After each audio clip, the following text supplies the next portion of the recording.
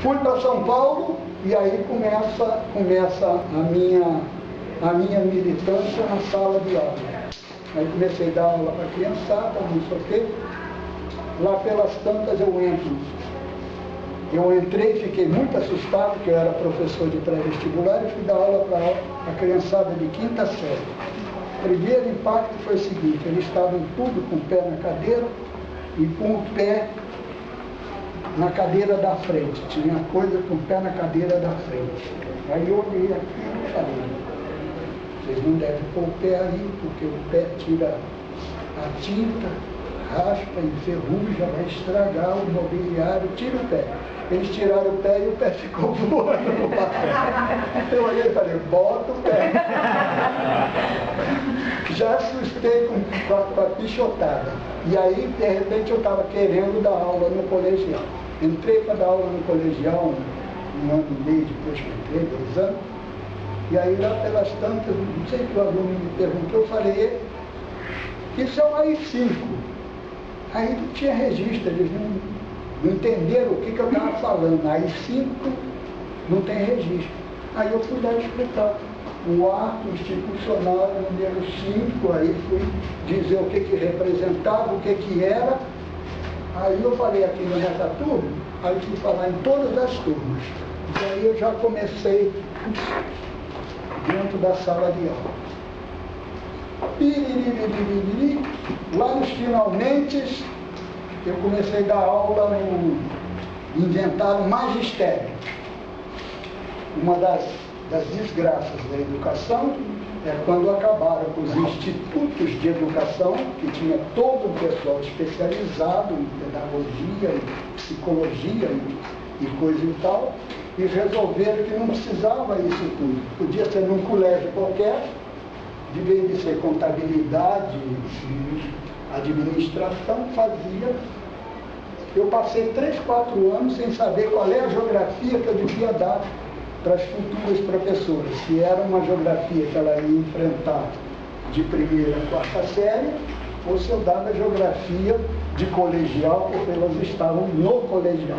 E as autoridades nunca me deram resposta. E aí mandava bala. Eu dava aula na base. Eu percebi depois que eu dava as aulas mais avançadas que existem, que é você dar a aula em cima do que está acontecendo. Eu ia para a revista, capa de revista, isto é, Veja, não sei o quê, e eu falava daquele assunto. Aí eu percorri a minha sala de aula falando o Globo Repórter, vai passar não sei o quê, de não sei da onde, que em geral é geografia, todo mundo assiste, nós vamos comentar na sala de aula. E de repente tem um interessante que é, os alunos perceberam que se eles me perguntassem coisas, pergunta para ele, que aí ele não dá matéria. A aula ficava interessantíssima, que ele perguntava as coisas, e eu estou sabendo, né? E eu respondia, aí o outro perguntava mais não sei o quê, e eu respondia também. Nesse curso de magistério, lá pelas tantas, a garotada falou assim: professor, você conhece alguma peça infantil? A gente está querendo fazer, porque tinha no curso de pedagogia, tinha literatura infantil. Nós estamos querendo fazer uma peça infantil e nós já estamos cansados de ver o saltimbanco do Chico e nós queríamos uma coisa diferente. Eu estava dando uma prova, eu tenho esse texto, cara, estava dando uma prova, distribuía a prova, e às vezes eu ficava falando, acabava atrapalhando, e fiz um roteirinho que era para peça infantil. A história é um grupo que aí tem um galo, a galinha, o pato, o marreco, o ganso, a bicharada toda cantando, e aí vinha o dono do galinheiro e dizia: sai para lá, vai botar ovo, vai não sei o quê, vai. E eles saíam assim, escabriados, daí a pouco estava tudo reunido, cantando de novo, e eles foram ficando cada vez mais sem vergonha. Aí começaram.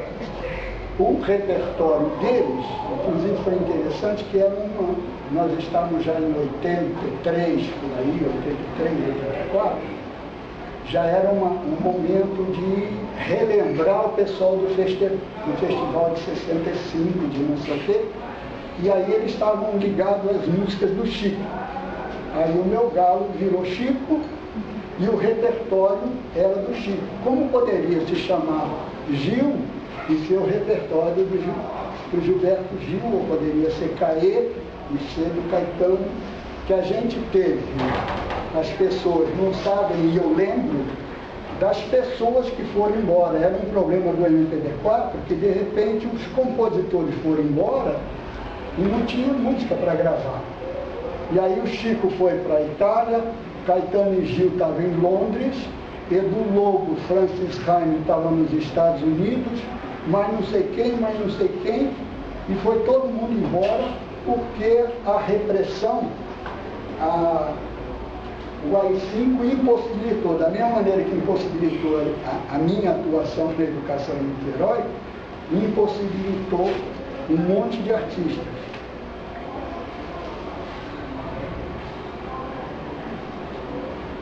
Aí eu fiz a peça, a gente levou essa peça em mais de 30.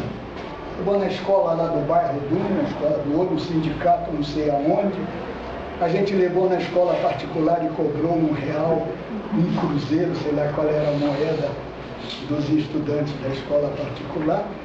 Sindicato e outros lugares a gente saiu ciscando por aí. E aí eu queria falar da ditadura de uma maneira mais suave.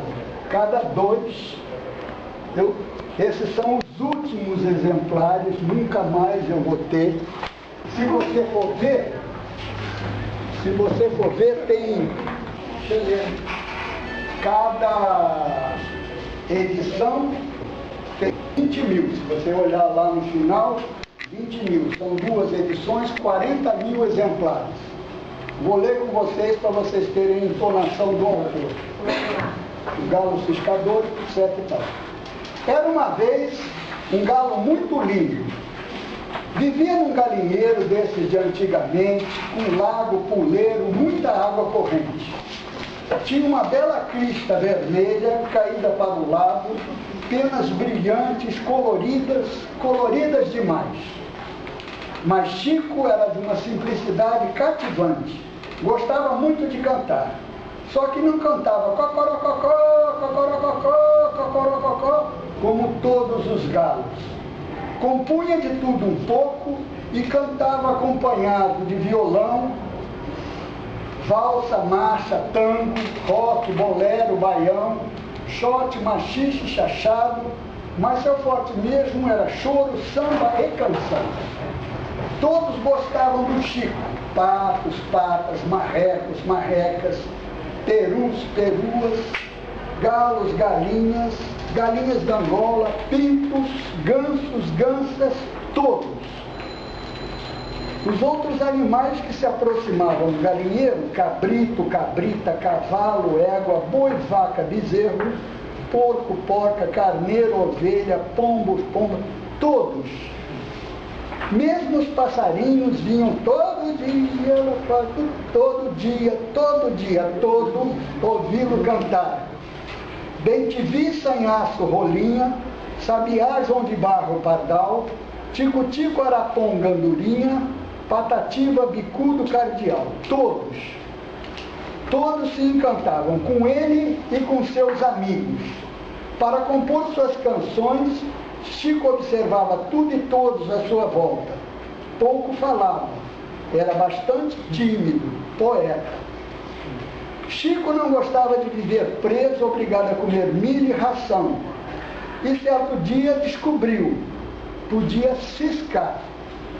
Ciscar escavava e afofava a terra com as unhas à procura de outros alimentos. Aranhas, besouros, minhocas, grilos, joaninhas, pulgões, lesmas, lacraias, lagartas, raízes, sementes, brotinhos e tudo mais que encontrava. Logo ficou sabendo, eram deliciosos. No princípio, todos estranharam o cisca-cisca do Chico. Teve muito bate-boca e muito bate-bico.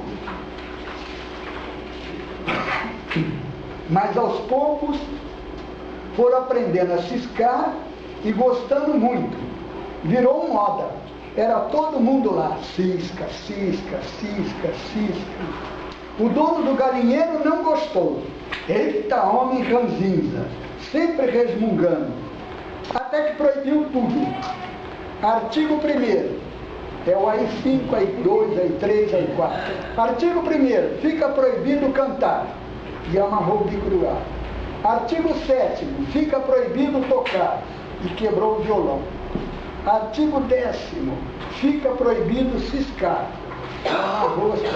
Artigo tal, este daí fica proibido, é o AI5. Fechou o tempo, escureceu tudo de vez e danou-se. Chico ficou triste, aborrecido, mas não desistiu. Resolveu dar um tempo, ir embora do galinheiro, cantar em outro terreno. E trocava de galinheiro, de gal, que é a mesma coisa que general, trocava de general também. E tocava violão e cantava canção e compunha. Nas horas vagas, ciscava, ciscava, ciscava. Pouco a pouco, em todos os galinheiros, todo mundo pouco a pouco percebia o direito de tocar um instrumento que queria. Vários níveis de reivindicação. Primeiro a gente reivindica o direito de tocar o instrumento que queria. Pouco a pouco a alegria de cantar a música todo dia. E finalmente o prazer de ciscar e até de votar em determinados candidatos. E o homem ranzinza que pensava ser o dono teve que engolir toda a batucada, toda a cantoria, toda a ciscação e foi para bem longe de bico calado. E aí, quando se é criança de 2, 3, 4 anos, que nem a minha neta, ela adorava ver a Joaninha e pegava, olha o galo, olha a Joaninha, fica vendo a figura, até que não sei em que ponto que ela vai conseguir decifrar isso, mas os pais eu garanto que decifraram direitinho. Isso daí a gente, inclusive nas greves de professores, eu saía vendendo que eu queria que isso fosse para o interior de São Paulo, né? Entrava